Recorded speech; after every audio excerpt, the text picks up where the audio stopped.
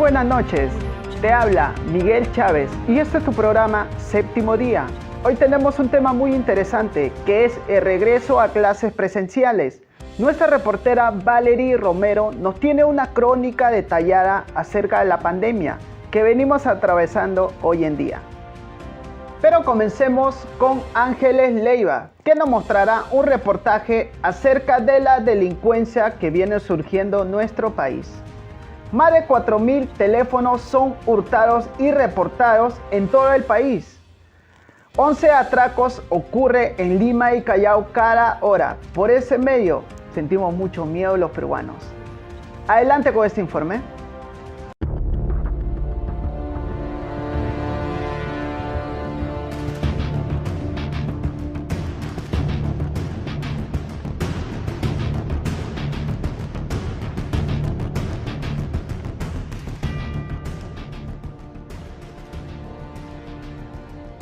Asaltos con armas blancas, asaltos con revólver en mano, bajan de sus motos, les arranchan sus celulares y no contentos con eso, los golpean y les disparan.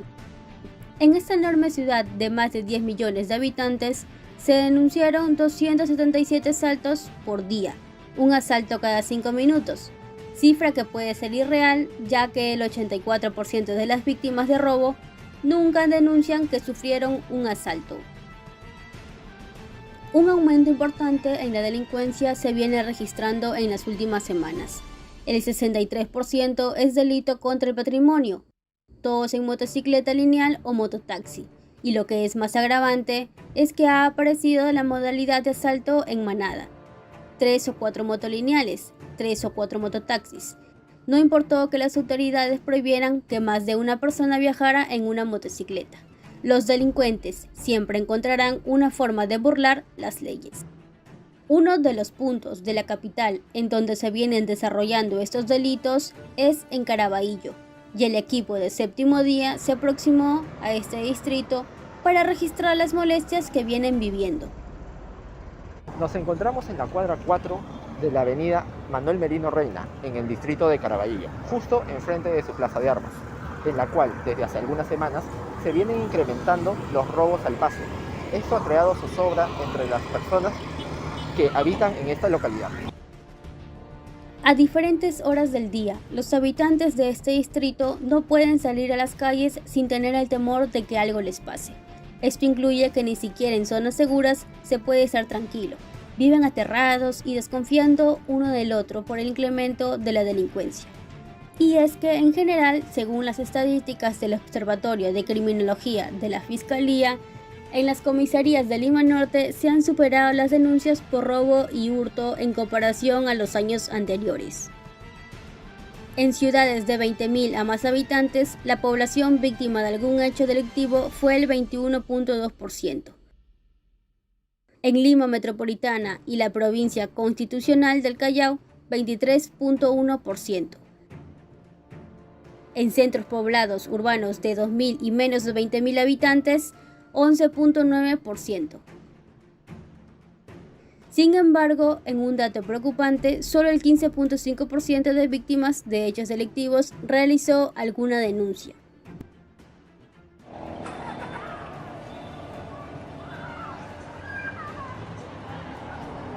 En horas de la tarde, los vecinos de este distrito salen a distraerse, pero esto solo hasta determinadas horas, ya que llegada de la noche tienen que resguardarse. Esto debido al aumento en la delincuencia que viene sucediendo aquí, en la plaza de armas del distrito de Caraballo. A continuación le preguntamos a algunos vecinos sobre esta problemática. ¿Siente que se ha incrementado la inseguridad en su distrito? Bastante, joven. A pesar de la pandemia se incrementa bastante la delincuencia. Dígame, ¿usted ha sido víctima de algún asalto o ha sido testigo de uno? Sí, joven, he sido víctima de asalto. Y encima no solo te roban, te arrastran, te pegan, todo cuando no te encuentran nada para que te roben. Ellos harán lo que sea por el botín, golpeando o arrastrando a sus víctimas, solos o en grupo. No dudan en usar la violencia para reducir a los transeúntes indefensos, maleantes que siembran el terror en Lima y los distritos del Cono Norte. Cuando sucede un asalto, ¿usted a quién recurre? ¿A la policía? ¿Quién está más cerca para ayudarlo? ¿La policía o el serenazgo del distrito? En el momento que tú sufres un robo, no está ni la policía ni el serenazgo. Nadie te auxilia en ese momento. Muchas veces las personas no denuncian. Sí. ¿Usted recomendaría que lo hagan? Mayormente denuncian cuando les roban documentos, ¿no? Como DNI o pasaporte, ya que los utilizan en otras cosas a veces para delinquir, pero la mayoría no denunciamos, eso es cierto. ¿Por qué? Porque también nos sentimos por el apoyo, ¿será? Pues no confiamos. ¿Se siente protegido más por la policía o por el serenazgo de la municipalidad? Más por serenazgo. Veo que más, bueno, por acá veo, como está cerca del municipio, veo que, bueno, a veces frecuenta la serenazgo. Desde la policía, bueno, le veo más lejos, ¿no? Entonces, en el momento que uno requiere, uno tiene que llamar, ¿no? Y a veces No uno vienen llama y no tampoco. vienen, ¿no? O sea, su trabajo de serenazgo es de día, de noche, ¿no? En algún momento se planteó que salga el ejército a patrullar las calles. ¿Usted estaría de acuerdo con esa medida? Sí, para mí Yo sí también. un apoyo sería porque realmente, porque la policía no puede controlar ya, no hay O cantidad. controlar, no, si no se presta para el coima, los policías. En su experiencia, ¿cuáles son los lugares más peligrosos en su distrito? Acá en Merino Reina, La Flor, kilómetro 17 y Luciana.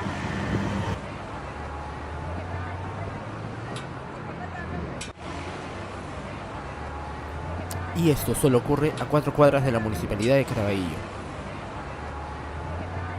¿Usted cree que es más una delincuencia de jóvenes o hay de repente son más extranjeros que se están realizando los robos?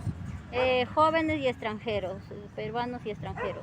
Pero son, mayormente son chiquillos, no son jóvenes, mayores, no, son adolescentes. Según la División de Escena del Delito de la Policía Nacional, en los últimos 5 años, los actos delictivos cometidos por jóvenes de entre 12 y 23 años han aumentado al menos en un 80%. Pero, ¿cómo es que se crea un delincuente? El ser humano cuando nace no necesariamente sabe si es bueno o es malo. Son factores externos, en algunos casos internos, que generan un delincuente. ¿Qué factores influyen en el comportamiento de un joven para que se vuelva un criminal? Entre los factores que influyen para el comportamiento de un delincuente, en el comportamiento de un delincuente, tenemos los factores económicos, pero sobre todo creo que es el factor familiar. Normalmente los jóvenes expuestos a la delincuencia, incluso niños expuestos a la delincuencia, provienen de familias disfuncionales. No dejemos de lado también lo biológico. En algunos casos la violencia está viniendo inmersa ya en las mismas personas. ¿Qué los lleva a matar a pesar de que ya robaron? La psicopatía o la sociopatía, ¿no? Lleva a los jóvenes a tomar estas decisiones, pero creo también que es la influencia del grupo, ¿no? Hemos visto casos aquí en el Perú como el gringacho, que no entendíamos por qué, pero son casos ya que escapan de nuestras manos, incluso de él, su naturaleza. La delincuencia se previene desde el hogar, formando con valores, desde la escuela, fomentar, digamos, en todo caso reforzar los valores que los chicos traen desde casa, darles responsabilidades, que ellos se preparen a vivir en sociedad, dar a entender que ante una acción siempre hay una reacción, siempre tiene una consecuencia. Lo cierto es que la delincuencia es cada vez más violenta, recalcando que la gran mayoría es realizada por jóvenes. Los delitos de robo tarde o temprano derivarán en asesinato. El sicariato se viene extendiendo por todo Lima y Callao, como lo ocurrido con el ranqueado delincuente que se hacía llamar Mata por Gusto, al que se le atribuyen más de 10 asesinatos y antes de ser capturado se presentaba como el terror de Lima Norte. Ante todos estos sucesos, los ciudadanos de Lima no pueden hacer más que esperar a las autoridades que por ahora brillan por su ausencia.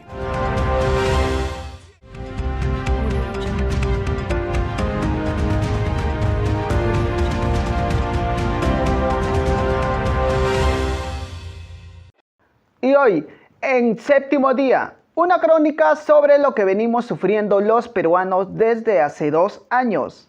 El 9 de marzo comenzó un hecho histórico que nos marcó social y económicamente, la pandemia.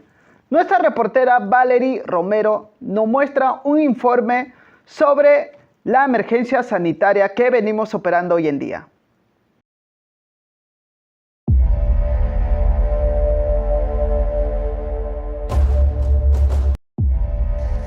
Compatriotas de todo el país,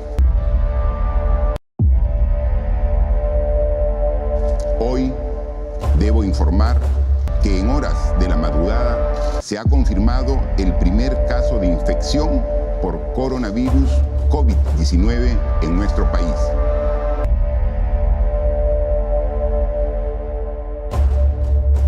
Va a ser muy duro.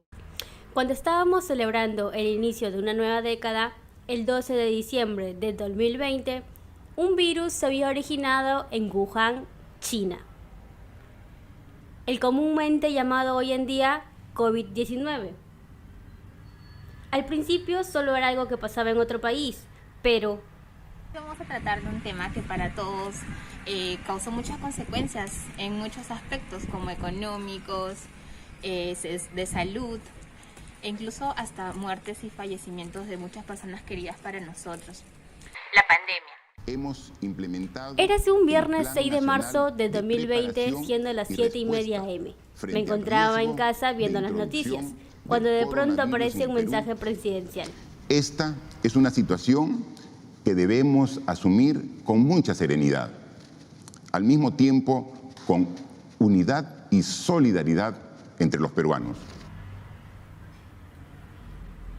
Después de haberse confirmado el primer caso, el 15 de marzo el presidente Vizcarra volvió a dar un mensaje presidencial, en el cual declaraba el estado de emergencia nacional y aislamiento social para evitar la propagación del coronavirus, indicando que solo se podría salir para las compras de productos de primera necesidad, los trabajadores de salud, centros de abastecimiento, entre otros.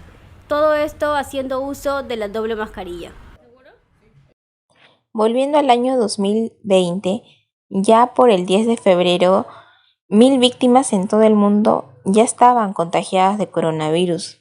Centrándonos más en nuestro país, Perú, el 6 de marzo, el aún presidente en ese entonces, Martín Vizcarra Cornejo, anuncia el primer caso de COVID en el país. El 19 de marzo se registró el primer caso de fallecido por COVID-19 en nuestro país. Un hombre de 78 años con antecedentes de hipertensión arterial había ingresado a la unidad de cuidados intensivos del Hospital de la Fuerza Aérea el pasado 17 de marzo. Es entonces cuando toda la población se empieza a desesperar. Las farmacias lucen abarrotadas y la gente hace enormes colas para conseguir jabones, gels desinfectantes, medicinas, alcohol y hasta vitamina C, productos que están agotados. Al día siguiente, y siendo ya el 5º día de emergencia nacional, Elizabeth Inostroza deja el cargo de ministra de Salud y lo reemplaza Víctor Zamora, el especialista en salud pública. Sí, Pamela, Mabel, buenos días. Sí, hemos hecho ya un pequeño recorrido por este mercado que está en los exteriores de la Exparada y sí, hemos visto gran cantidad de hombres realizando sus compras. Por ejemplo, ustedes ya tienen aquí un hombre que está con una lista, una larga lista en realidad, y vamos a conversar con él. De repente, quizás él normalmente se ocupa de las compras diarias. Ya habiendo pasado casi 15 días de pandemia en el Perú, el 2 de abril el Ejecutivo anuncia que habría salidas diferenciadas según el sexo para comprar alimentos y o medicinas, mientras que los días domingos no habría circulación de personas.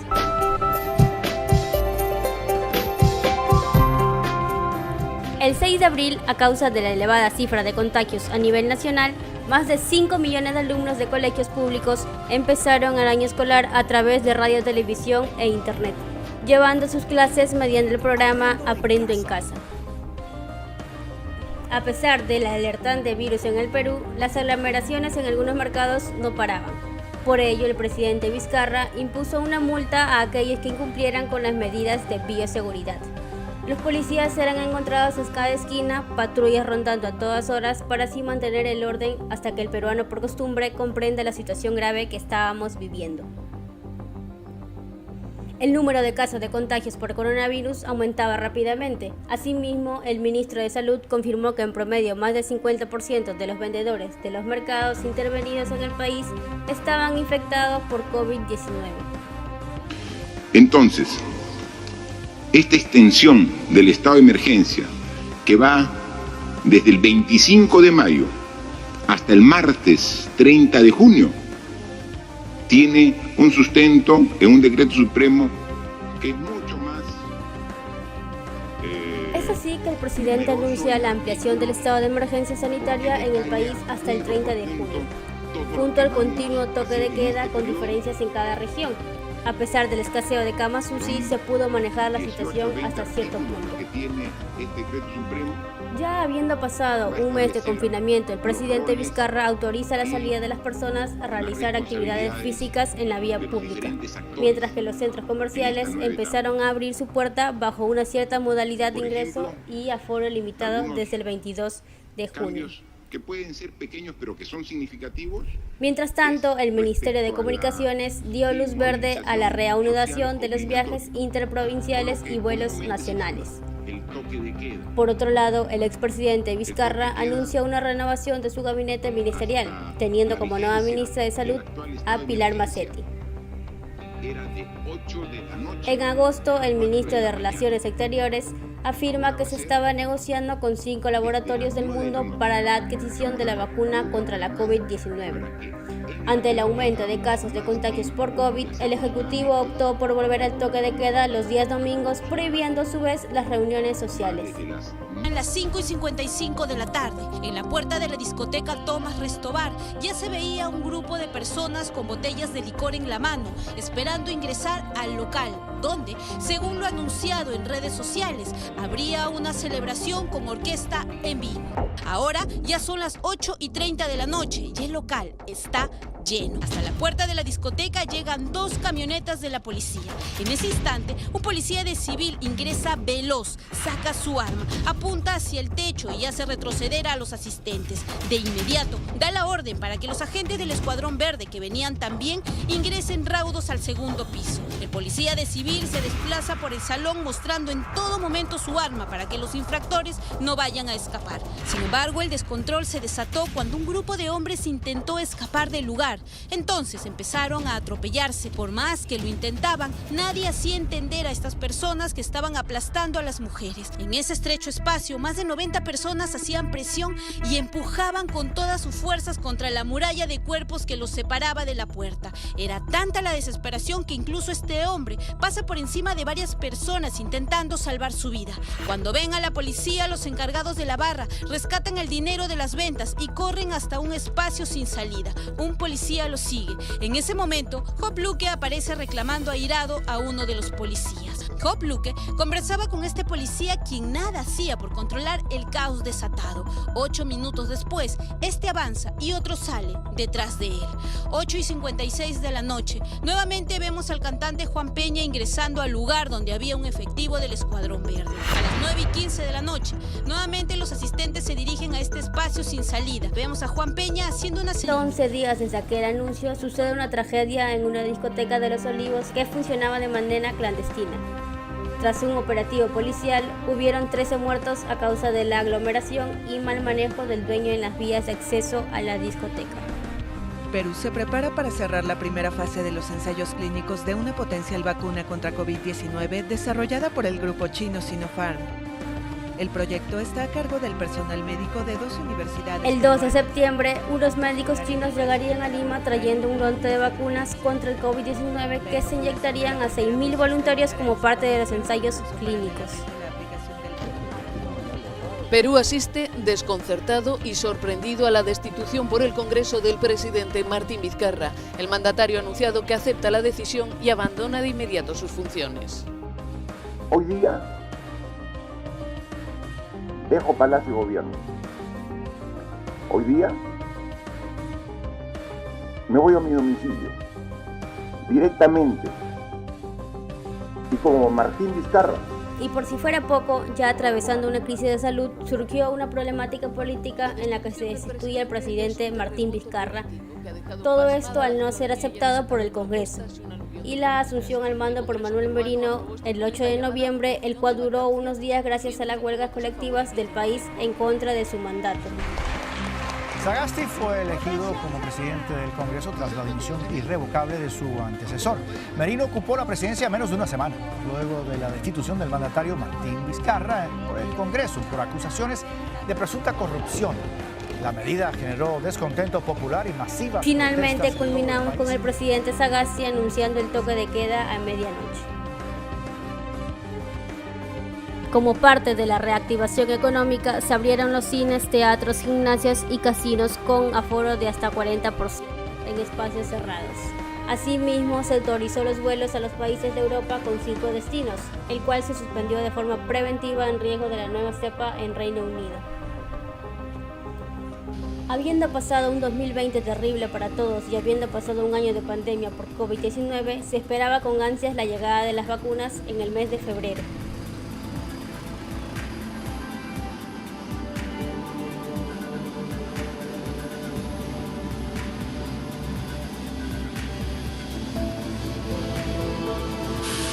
Ya tenemos aquí el primer lote de 300.000 dosis que en muy poco tiempo empezarán a administrarse en todo el territorio nacional.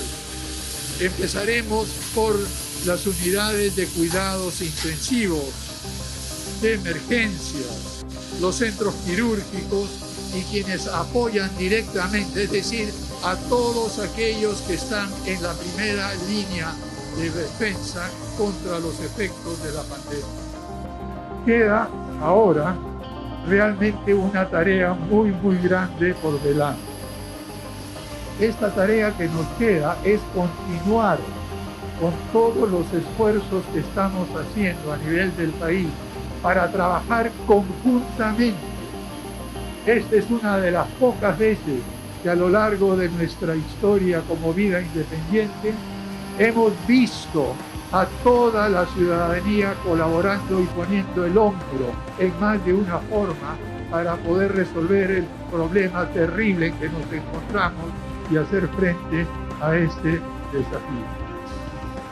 No quedará nadie sin vacunar. Es así que el 7 de febrero del 2021 llegó el primer lote de 3.000 dosis de vacunas contra la COVID del laboratorio de Sinopharm, las cuales fueron dirigidas principalmente a las unidades de cuidados intensivos, centros quirúrgicos y para todos aquellos que se encontraban en la primera línea en defensa en contra de los efectos de la pandemia. Así han transcurrido 2 años de pandemia y la convivencia con el COVID-19 a punta de medidas preventivas, pues primero se focalizó en los adultos mayores para así llegar a la actualidad con la dosis a los niños menores de 10 años.